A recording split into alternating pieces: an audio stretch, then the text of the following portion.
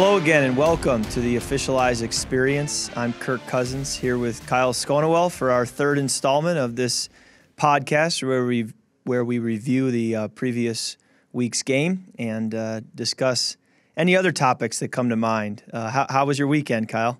My weekend was not bad. We have some beautiful fall weather here in Nashville finally, so a little bit of golf and a lot of The Office watching, to be honest. That's a good weekend. Dude, it's so good. The Office is one of my favorite shows, probably of all time. And I would agree, and I struggle with when are they going to make another show that can compare to it? It just stands alone. I think Parks and Rec was close, but I just want to say to the writers of that show, just take the formula and start over with a different setting, slightly different cast, and basically just repackage it and do it again. I will watch. See, I have super mixed feelings about this possible reboot. Have you heard about this? I don't really want them to do another Office. It was so perfect. I just want them to do the same concept in another setting. Maybe I think they've tried it with a supermarket and with other settings, but just figure it out, get the writers together, and do it. So, like, when I watched this live, I've rewatched a ton of it since then, but I never got beyond season 8 for a rewatch. So, like, season 8 and 9 is, like, the only time I ever saw that was when it first came out.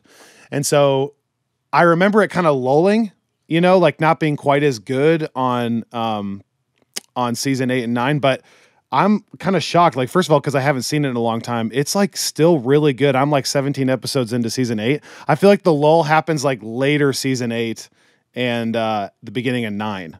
But I'm still really impressed. They had to find a way to end it, to bring it to a completion, and so they kind of lulled for a minute. But then they do end it really well, and there's so much depth. There's so much like comedy and depth, and I've heard some of the writers say that they had a hard time remembering that they're writing a comedy, not a drama, because at times they got so much into the storylines and the drama part, which was, I think, what made it fun to have both. But Tom Compton told me on the way back from the Rams game that he's been watching back through it as well, and he's in like season 2 or 3, so he's still early. But he said the exact same thing, that season 8 and 9 he really had watched only once, and so he's excited to get to the end and be able to actually watch it through again, having known what happens. And my last note on that is I just remembered that I found out that Gabe's middle name is Susan. Gabe Susan Lewis, GSL. There's so many lines that I just watched the episode where Dwight's like, guys, I'm so nervous about this new branch. I'm kind of actually mad you're not vomiting or diarrheal. And Aaron goes, who says we aren't diarrheal? And winks at him. Tress Way, the punter in Washington, he has watched through it like 3 or 4 times, and he still looks forward to going back and rewatching it again. And it's unique. I mean, how many shows are like that? I'm sure there's a couple, but because there's so many lines that are such deep cut lines that when you hear them, you're like, I can't believe I didn't remember that one as one of the most famous lines, and you know, and yet it's so good, but it's buried deep within so many other great lines. It's the best. How was your weekend? You had an eventful weekend, I think, didn't you? I had an eventful weekend after the game Thursday night. Let's just go through my weekend here. Okay, so the game ends. We fly back to Minnesota. We land at about 4 a.m. I get back to the practice facility at 4:30 a.m. Central Time. I had a 7 a.m. flight out of Minneapolis back to Grand Rapids for my sister's wedding this weekend. So I get in my car, drive back to my house in southeast suburbs of the Twin Cities, drop my bag from the game, pick up a bag that I'd already packed for the weekend for the wedding, get back in my car, drive to the Minneapolis airport, and I'm back at the airport at 6 a.m. for my 7 a.m. departure. Oh, ouch. Fortunately, it's only an hour flight, fly to Grand Rapids, and I'm sitting in my seat as we're boarding the plane, and I'm up next to the window, and the guy who boards the plane and sits next to me is none other than Sinbad. Sinbad the actor? Sinbad the actor. Jingle all the way, Sinbad? Jingle all the way. So, you know, I'm trying not to fanboy.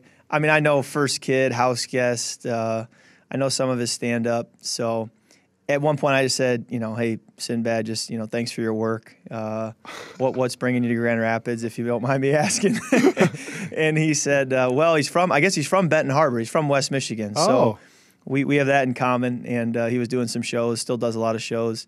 But he's the same in real life, man. He's got a lot of personalities, a lot of fun, loves sports, and he was a basketball player. So that kind of started the weekend off right.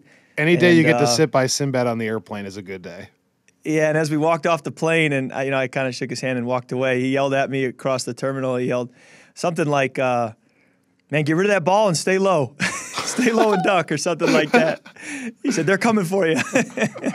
And he obviously said it a lot funnier than I can repeat it. But that was fun. And then, just did all the wedding festivities, rehearsal dinner Friday night. And my dad actually did the marrying of them on Saturday. So my brother and I walked her down the aisle, which was, cool and unique. And the reception went great.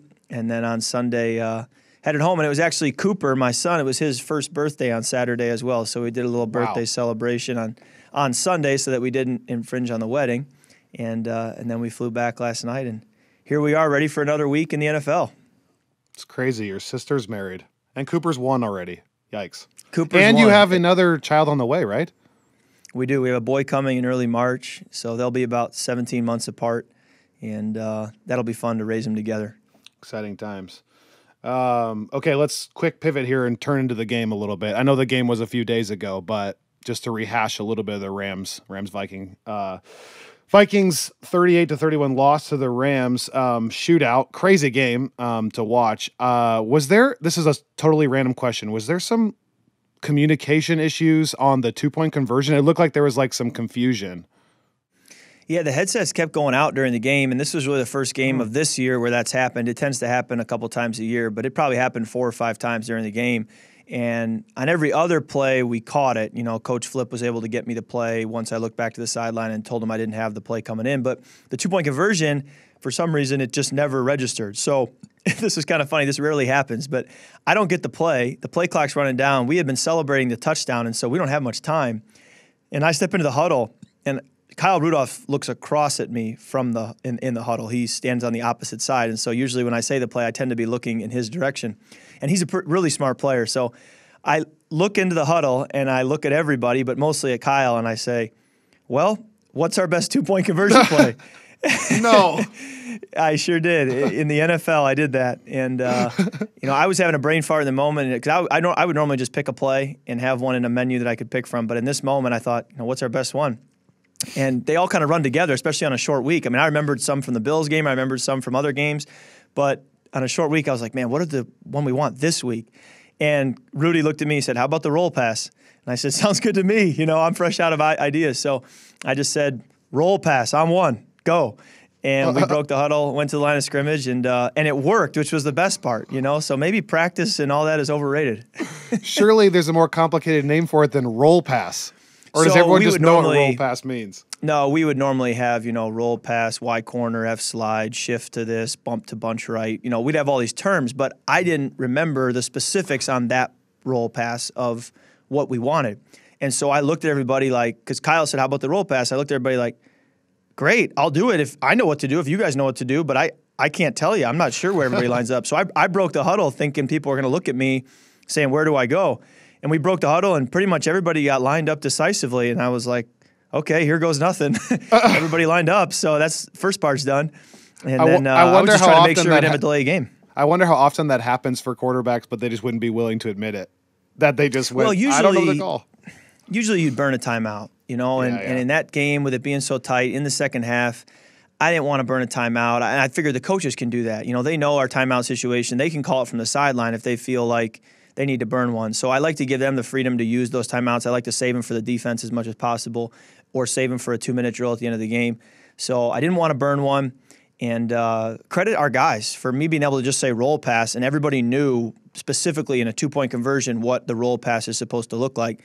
And then fortunately, Latavius was wide open and he made the play happen. On the 2-minute drill right before the half, is that a timeout that you should be calling or the coach should be calling? Like, you guys got a completion down the middle with like 35 seconds left, and it pretty much ran out. Yeah. In hindsight, it's a tough one. I defer to the coaches, really. We'll talk about it today and all those situations and clock management and what we need to do. But I feel like, the coaches are communicating from the box down to the sideline. and then sideline out to the field. And so with that many minds in the sideline working together and communicating, they usually have an idea for what they're thinking, and I just kind of let them do what they want to do. And I just try to take flips, commands that come in the helmet. I just try to follow those as best I can. So Coach Zimmer's given me freedom to use timeouts when I want to use them, but at the end of the day, I think it's smart to, let the coaches be the coaches, and I'll go play. It was a tough situation anyways. I mean, it wasn't like an automatic. There's still going to be only 25 seconds left, from the 25-yard line. So it was going to be tough anyways. Yeah. How about on the touchdown to Adam? Looked like a cool play. They kind of highlighted it on the broadcast that you did like a little bit of like a little shoulder shimmy to the right and then threw back left. And we got to see the safety move on television. Was that pretty much it? Yeah. Yeah, it's a play called Sluggo Seam. And, I mean, when you look at day one plays that are installed across football, high school, college, NFL, Sluggo Seam is one of those plays. I mean, you get single high coverage, you try to do that. And the NFL can get more complicated. Many times if a safety feels you pump the slant to the right side, he'll start sprinting to the left side to know that you're trying to trick him and he's not going to fall for it. And so then you want to work the other side as well. So you just read it out. But in this case, we had thrown a lot of slants. We had done a lot of stuff down that sideline to Diggs. And so it was a nice decoy. And he certainly took the cheese there, and then Adam was all by himself because of the way they spot dropped. So that usually don't come that open in the NFL, but we'll take it. Offensively, again, for the second or like 2 times in the last 3 weeks, I loved the play calling. I think it seemed very creative. You guys were able to move the ball most of the game. How did you feel like that went? Yeah, I would just say it was aggressive. We, again, didn't run the ball all that regularly. We did commit to throwing it. We did a lot of dropbacks. We, tried to put the ball in the hands of our playmakers and then let them go make plays and score points for us. And, I'm never going to be against aggressive play calling. And certainly as the game wore on, the Aaron Donalds of the world started to, get in a rhythm and create some push. But, for the most part, I thought we handled them well. And anytime you drop back 50, 55 times a game, you're going to have a couple. You got to give a couple to the other team. But for the most part, I thought we protected the football and did well on third downs and that kind of a thing. Kind of just piggybacking off what you just said, like I felt like every time they were just starting to like jump the short routes is when you guys got like a deep shot in or a rollout or something different. So that's where I kind of liked that it felt like you kept them off balance. Coach Phillips for the Rams mixed up coverages just enough where we couldn't really bank on it being single high or being too deep or them bringing pressure or it being man coverage. We felt like it was we knew the 3 or 4 coverages he was going to be in, but he mixed it up enough where we couldn't just guarantee that we could take a shot. And so it was a balance of trying to take what they give us, stay ahead of the chains, be productive on first and second down. But at the same time, it's hard to just march down the field with 6 or 7 yard gains.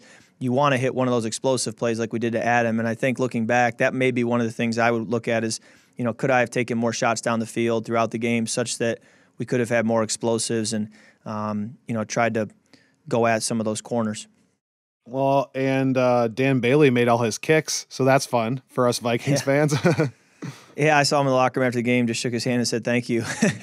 So hopefully we can, keep getting those 3 points whenever we get down there in the drive stalls. Last but not least, how was the Coliseum? It's a unique deal, They're doing some renovations on it, and there's so much history there, so it's a fun place to play once. But it's got to be the worst locker room in the NFL. I mean, there is no place to gather as a team. It is so small that when we did the Lord's Prayer, we just all sat at our locker and did it because there's no place to gather up together and say the Lord's Prayer. And so Coach Zimmer at the end of the game is addressing the team. I don't even know where he is. I can't even see him. I'm just looking at the lockers in front of me. It's so small. I mean, you're stepping over people to try to get to the showers. It's just, it's an interesting deal. But I mean, it's such an old stadium. And I think once LA gets their stadium, most of the stadiums in the NFL now are pretty good quality locker rooms. You're not going to get these archaic. Well, what are some of the other bottom 5s, though? Tampa Bay comes to mind as a away locker room that's just tiny. I mean, it's not even that old of a stadium. And every time I go there, I think, who said this was an acceptable away locker room? Like, who said, you know what? Put a bow on it. This is perfect. The away team will be just fine here. Does it feel better than our high school football bus garage as our locker room? Honestly, here's the deal. The bus garage was tough because you could smell the fumes of the tractors and the buses and the all the grass clippings that were on the lawnmowers. You could smell all that. It also doubled storing as up our over weight days. room. So people had Correct. jerseys hanging on like dumbbells and barbells. Exactly. But the thing with the bus garage freshman year of high school was it was spacious. There was ample space. And so I'll trade space. I'll trade bus fumes for space any day. So, you know, yeah, the NFL locker rooms for the most part are getting better. Tampa comes to mind. The Coliseum's rough. I'll have to ask some of my teammates to get a few more because I'm sure there's a couple others. Very cool. Okay, so we're a quarter of the way through the season. So I'm going to do a little bit of a State of the Union address. This is 1/4 of the way through the season, okay? So you may know some of this stuff. You may not know some of this stuff. This is stats and standings per ESPN and NFL.com, okay? So you guys are sitting at 1-2-1, odd record because of the tie. Third in the NFC North, Bears, Packers, Vikings, Lions. On offense, you guys are 20th in points per game, 12th in yards per game. Now, obviously, those are probably dipped down because of the Bills game. But you are 5th in yards per game passing, 32nd in yards per carry rushing, and total rushing yards. Now, again, that's more probably a product of being behind in all those games, I would imagine. And then one unique thing I thought was that you guys only have a total of 6 fumbles, which is not that high in the list, but you've lost 4 of them. Whereas, so they say normally that's like a 50-50 type stat. So it's like 3rd in fumbles lost, but it's not that many overall compared to some teams. Yeah. So to reply to all that, I think first of all, playing on a Thursday game is like a mini bye week, and so during the bye week, you get a chance to go back and self-scout and evaluate and see where you are. And this weekend, I think, gives our coaches and us players the chance to do that. And so I think we'll address the 32nd in rushing and all that comes with that. We're certainly going to be made aware of that, address that, and see what we can do to fix it, correct it, and move up. I will say game situations with such a small sample size do start to dictate things. And I would also say that outside of the one game, the Week 3 game against the Bills, I think offensively it's been a very positive start to the season. But when you are looking at only 4 games and one of those 4 games you laid an egg, then it's going to weigh pretty heavily on, those numbers and where you are with everything. But there's no doubt that we always say turnovers, running the football, rushing touchdowns are going to have a huge impact on your final record and are just a very telling stat towards are you a winning football team. And, if we continue to lose those fumbles, if we continue to, not run the ball effectively, it certainly creates an uphill battle for us. And defense has not been off to a great start yet. 22nd in points per game, 21st in yards per game given up, 23rd in passing yards per game. And they have been decent in 9th in rushing yards per game. But as you said, I think when I look at this last game, especially, you can kind of look at it glass half empty or glass half full. My glass half full view is that you guys were on the road on a short week against probably the best team in the NFL. And after stuff did not go our way and the defense struggled, somehow we still have the ball with a chance to tie with 2 minutes left. So that's right. It shows that I think we can hang with anyone. Yeah, and when you look at defense, our scheme and our players are really the same, the coaches as well. So I'm confident that they'll get that figured out. And frankly, it's complementary football, so we all feed off of each other. And yep. And so it isn't offense and then defense and then special teams as if we're in these separate silos. It's all complementary, and we all, draw strength and, gain help and feed off of one another. So we have to, continue to help one another and make sure that we're doing everything we can as an offense to put our defense in position to be successful. And then really quickly, I'm sure you know some of this, but you individually, are 6th in completion percentage at 69.3, which is excellent. 3rd in yards, 15th in yards per attempt, 6th in touchdowns, 2 picks, 6th. You've taken the 6th most sacks. That's interesting. 8th in passer rating, and you're 1st in overall attempts. So kind of just a unique. Yeah, and that I think the attempts goes hand in hand with the rushing. If we're going to be throwing the ball a lot, then we're not going to be running the ball a lot, and that's going to affect it. So, again, we got to look at all that. But the sacks thing, I just certainly don't want to be sixth when the season ends. So I got to, go back again and look at being disciplined with getting rid of the football and finding ways to avoid taking sacks. I've always felt like sacks, affect games. They kill drives, and I've always been someone who prides himself on getting rid of the football and finding ways to avoid them. And I think the great quarterbacks do avoid sacks. So that's something I'm going to work on too.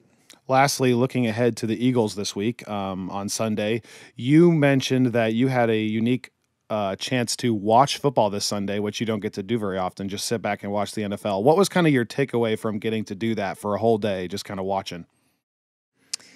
Whenever I get the chance to watch the games, I'm reminded of a couple of things. One is how close these teams are in talent and in ability.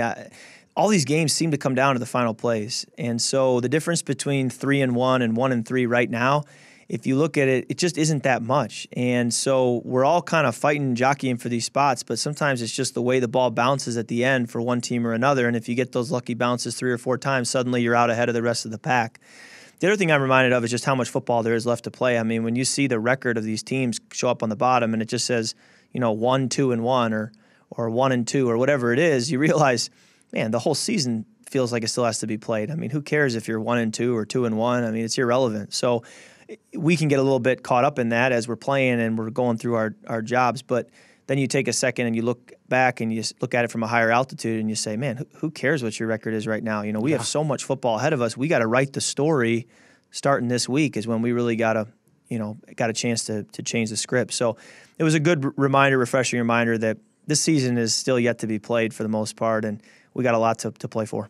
On that note, 2 examples is last year the Vikings were 2-2, and then they go 11-1 and finish 13-3. Your 2012 season, your rookie season, the Redskins that you were on started 3-6, right? And then you guys won the last 7 games in a row to make the playoffs. So you just never know who can get on a roll and how it's going to shake out. And it's a game of momentum. That's the other thing I learned is it is a game of momentum. If you have the momentum, things can snowball in your direction. If you don't have the momentum, things can snowball out of control. I think we saw that in the Bills game. So we got to find ways to capture that momentum, bottle it, and if you can do that, look out.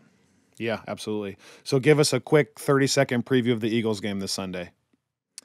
Well, going into their place, they're the defending world champs. It's well documented. I focus on their defense. Obviously, they have an outstanding quarterback. They've scored a lot of points last year and done a lot of great things on offense. But focusing on their defense, tremendous pass rush. They not only brought back those guys, but then re-upped with a guy like Michael Bennett, bringing him in.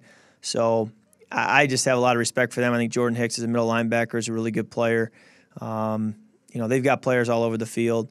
We'll get to work today talking personnel and getting into their scheme, but it's going to be a challenge. But welcome to the NFL. I mean, I feel like we're saying it every week as we look at these rosters, and you feel like, man, how are we going to block this guy? How are we going to get open versus this guy? But you put a plan together. You have a great week of practice. You go there and you do your absolute best. But it'll certainly be a challenge. And it's going to be an extra challenge because they should be extra hungry. I was actually at the Titans-Eagles game yesterday. Crazy. Oh, there you go. Crazy loss for them. Right. So, yeah, it's crazy. Any given Sunday. Yeah, dude. It really is. It's impossible to predict. Thanks for listening, everybody. Don't forget that you can subscribe to us on iTunes and Stitcher and Google Podcasts, anywhere you can find podcasts. And don't forget that you can always tweet us using the hashtag AskKirk. Kirk is Kirk Cousins 8 on Twitter, and I am Kyle Schonewill on Twitter, and then Kirk.Cousins8 on Instagram. I got that right for the first time. And I'm Kyle Schonewill just on Kirk.Cousins. Just Kirk.Cousins on Instagram. I still got it wrong. So you still can't get it right. So next week you get another chance to get my Instagram account right. But maybe you could find the guy maybe you could find the guy who was using Kirk Cousins 8 and go give him a talking to, because yeah. It's been hard for you. I was so proud of myself that I thought I had it that time. Kirk.Cousins. Next week, I'll get that right. Message us. Thanks for listening. We love you guys. Thank you. Yep, see ya.